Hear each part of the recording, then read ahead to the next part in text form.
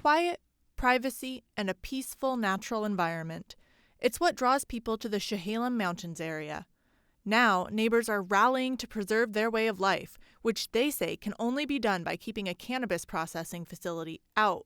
Right here is what separates the neighbor. The proposed facility is located on Jakewith Road, just north of Newberg and close to Highway 219.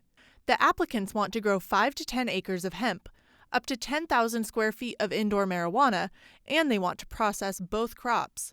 A couple months ago, the business applied for a site design review.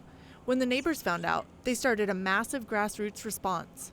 Facebook page, started building an email distribution list and things like that. It's grown from a dozen people to well over 100. One neighbor filed a request for a public hearing, saying the facility will harm her severely disabled son. In a statement to Coin 6, Laura Cochran argued that Yamhill County is not doing enough to protect vulnerable people, including elderly and disabled people. The hearing was held in early November. The room was pretty full. And letters to the Planning Commission have been pouring in at an unusually high rate, asking the county to reject the facility on seemingly endless grounds. Within the neighborhood, I have not encountered one person that was supportive of it. Livability issues like smell, noise, and traffic. 219 in the morning is a virtual racetrack of cars. To security concerns.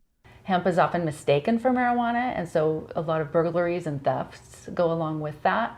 And so that brings a lot of people to this area that we might not necessarily want up here. But the leading reason cited by opponents? Probably the biggest concern is groundwater. There's a limited amount of groundwater available here. In the applicant's final arguments to the county, their attorney wrote the application is being opposed for one reason: the opponents do not like cannabis.